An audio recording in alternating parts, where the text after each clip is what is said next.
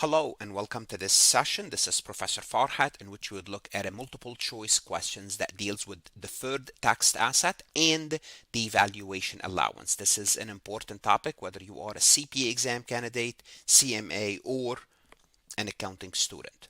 So the topic is deferred taxed asset. Now the assumption is by the time you get to this question, you understand the concept. If not, you could ask the AI to explain as a review. Again, I don't recommend you get to this concept without reviewing, but the AI can help you explain the topic before you start. So Adam Company has year one deferred tax asset on its books for 1,900, which is net valuation allowance of 500. So immediately what you do is you would say I have a deferred taxed asset and I have a related valuation account. And what I'm told, the net is 1,900. That means the gross is 2,400 and I have a valuation for the deferred taxed asset of 500. In year two, the company increased the valuation allowance by 300. So in year two, this valuation account went up by 300. If the tax rate in year one was 40%, and in year two and future years it will be 35, the impact of the change on year two will be what? So we're looking at the impact of the change for year two. What's the impact of the change? Well, it's either a decrease of 300, an increase of 300, an increase of 600, decrease of 600, and it's all about income tax. So the question is asking us, do you know what happened to the income tax expense as a result of this information?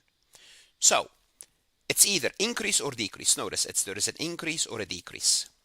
Immediately we should be able to eliminate two answer choices in 2 seconds. Why? If we have a basic knowledge of deferred taxed asset, and what's happening to deferred taxed asset here? Well, what's happening is deferred taxed asset is going down. Why? Because when I booked this 2,400, and this is I'm walking you through the logic, but it should take you 2 seconds if you understand it, but I have to do so. If you understand what this 2,400 came from, this 2,400 came from some temporary difference of some X amount, some temporary difference. We multiplied it by 40%, gave us a deferred tax asset of 2,400 in year one. What does that mean? It means how much was that temporary difference? Whatever that temporary difference happens to be, it doesn't matter. This temporary difference was equal to 6,000 by solving for X. What we do is we take 2,400 divided by 0.4 equal to 6,000. So when we took in year one the 6,000 multiplied by 40%, we got 2,400, and this is how we got the 2,400. That's great. We are not told about any difference in year two, any tax difference. All what we are told in year two, that same temporary difference did not reverse. The only difference is the tax rate went down. So if the tax rate went down, we have to adjust our tax rate, and now we have to multiply the 6,000 by 0.35. What does that mean? It means my deferred taxed asset should go down. Okay? If my deferred taxed asset go down, what does that mean from an income tax perspective? Again, this should be done in few seconds in your mind. If my deferred taxes go down, it means my income tax expense should go up. So immediately I can eliminate A, I could eliminate D because it says decrease and decrease.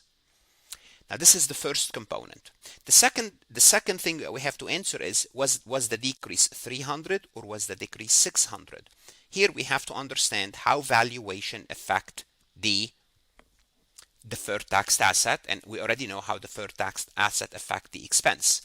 We already know it's going to be an increase of income tax expense, an increase, because if DTA goes down, as your asset goes down, you debit an expense. Because remember, if you remember my explanation, income tax expense goes up, deferred tax asset goes down. So we're dealing with deferred tax asset, and the opposite is true.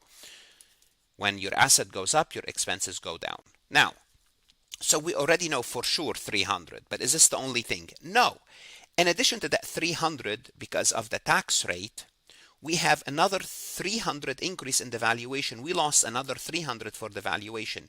That 300 of the valuation would increase our income tax expense by an additional 300. So 300 plus 600 overall, we'll have to increase income tax expense by, you guessed it, the effect is $600 increase in income tax expense. Therefore, the answer is C. So notice in this exercise, you have two pieces of information you have to account for. First is the tax rate. The tax rate went down. I lost 300 of my DTA.